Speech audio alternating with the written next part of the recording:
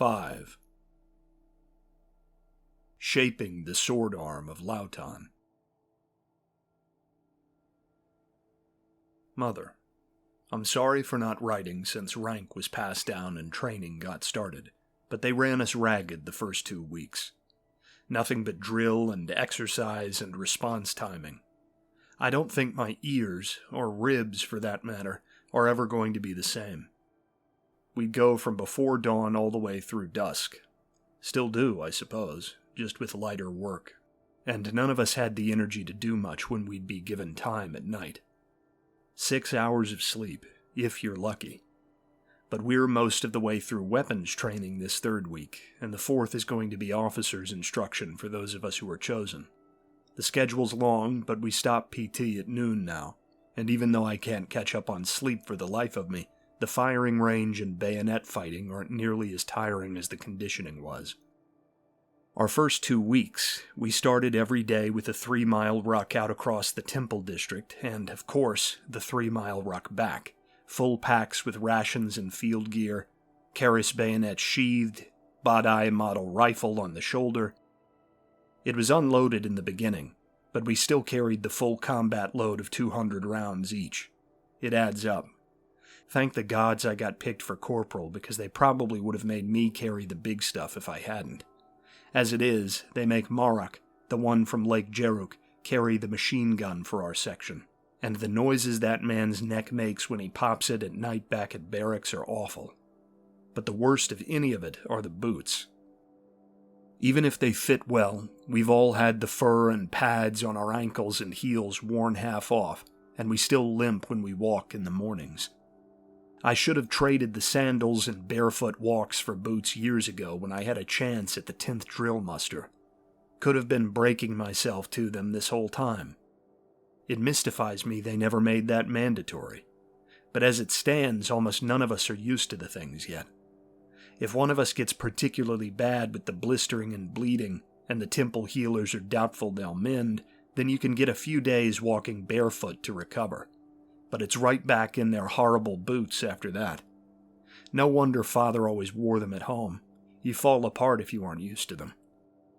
They've got tough rubber soles from up in Banting, but the hobnails on the bottom slip on the stones of the streets when it rains here.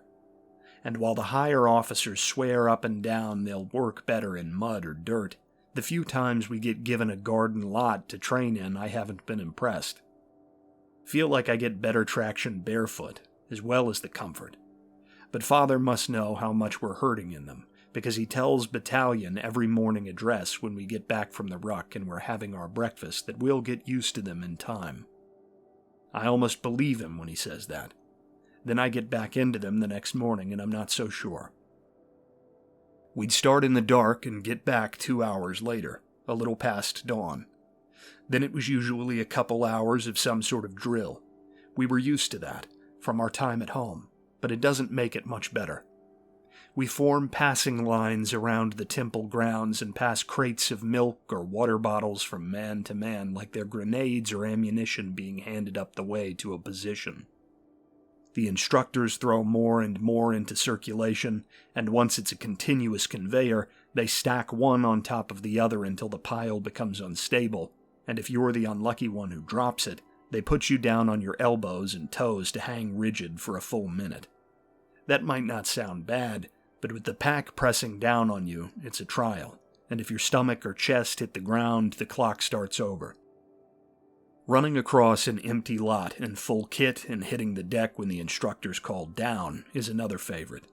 We all leap back to our feet and sprint forward when he calls up, back and forth across the space. I suppose it's good practice for artillery shells, like Agama, the senior private in my section, says. But it's not something you can be ready for. It feels like we're cracking ribs every time we crash down on the ground under the weight of the pack, rifle all squashed under you, bruising your sternum. But if you're too slow, then just like with the ammo pass, they get you down and have you do push-ups or hold the plank or some other humiliation. Stretcher carries are the worst. They have us jog the entire stairway down to the harbor front through traffic, and then come back up the moment the whole battalion makes it down.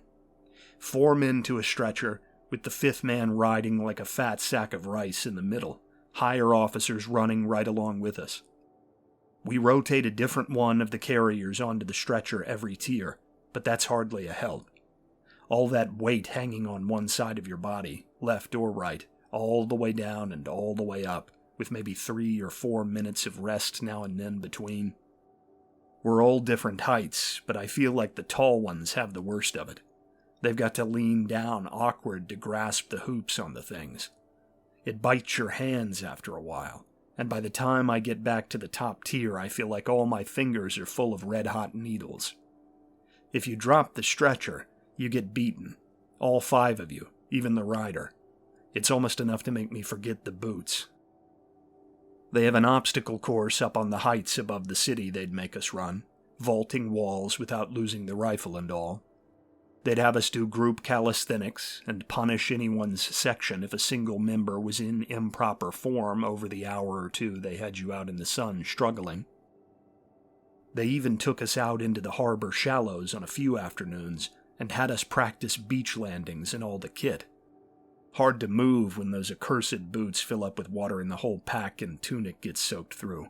Even the good swimmers and waders had trouble, and as usual, if you moved slow, you ran the risk of getting your group punished. At some point around noon, you'd get a few minutes to eat, but I ended up vomiting that up as often as I kept it down, depending on what we actually did with the day. The last event those first 2 weeks was the sundown run. We'd run laps around the temple grounds in full kit. The length of the run could vary depending on when we started. Sometimes we went for an hour, sometimes just 20 or 30 minutes. Since we headed in for dinner when the sun went down, the timer was set by how early the instructors put you out there to run. But after a full day of all that other struggle, the runs were the most miserable part. So close to escape, and yet still in the thick of it until Gazorgu's light goes out and you can finally head in to rest. It's impressive to me, the degree to which the older men keep pace with us. The higher officers, I mean, father included. They run right along with us, even if they're usually not holding stretchers or doing the passing drills. Even if they are used to the boots, and their feet aren't needling them all the time, it's an impressive feat. They must be as exhausted as we are, though I'm sure father especially would never say so. Probably still found time to write nightly letters that whole time, just to prove his mettle. I, being a mere mortal, wasn't so capable. Well, this 3rd week has been much easier. We still have a ruck, a bit shorter now, before dawn, and we still do drills until lunch. But after that, it's off to the range on the heights near the banks of the Great Snake, or else the big earthworks they dug outside town for us to practice raids or grenades or charges on. I guess I should say, since you asked about the section, who all got put in it. It's 10 men, including me, but able to split into 2 groups of 5 if needed in action, if you're clearing buildings or bunkers, say, with the senior private taking the 2nd squad. Since I got pulled as a corporal after Agama turned it down, I asked Agama to take senior private, and as I mentioned earlier when I name-dropped him, he agreed. I mentioned Marak got machine gun, and Dimas, also from Lake Jaruk, is his loader. Both of them have rifles as well. My understanding is that, if we're defending, they'll operate the Topan light machine gun, and if we're assaulting without much warning, they'll come over with rifles like the rest of us, and the reserves brought in behind us will man their gun till they're relieved. Otherwise, the gun's light enough they can move it with us and set it up as we go. Then it's Pahala, my friend from down on Ungu, Gadin and Jorok from the Yellow Lake, Jabat and Darmang from Lake Merah, all my riflemen. Samudra, that boy Mayumi told you she liked from down on Lake Puchat when she saw him at the New Year's fireworks back in '03, he's a private too, but he's had some medical training with the healers here in Besipalabuhan. He'll be expected to get us back to real healers still breathing if we get hurt, I guess. It goes without saying we do target practice, just like at monthly drill back home, and maintenance on the Badai rifles, disassembly so far as we can, cleaning, all the works. We clear jams, and we are rated on our reload times. We learned to keep them dry fording the river, and to keep the mud out of them when we're crawling across a churned field.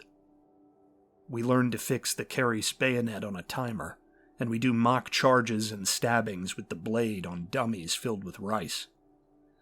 We practice thrusts and parries with them like they're spears, with the sheaths on our Carry's blades to keep from slicing one another. We throw grenades into the mock trenches they dig us, or through the windows of mock houses they build from old harbor crating, before we sweep them, just like we'll be expected to do with the real thing. It's tiring, but exciting, and we've recovered much better this week than we did the first couple weeks. They still run us around the temple grounds now and then, but most nights they haven't.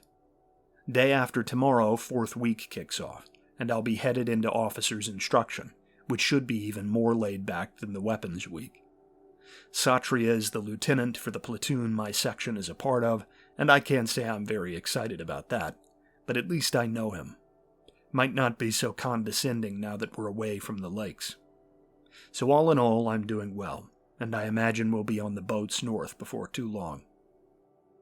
They confirmed we're going to Gunug when we're done.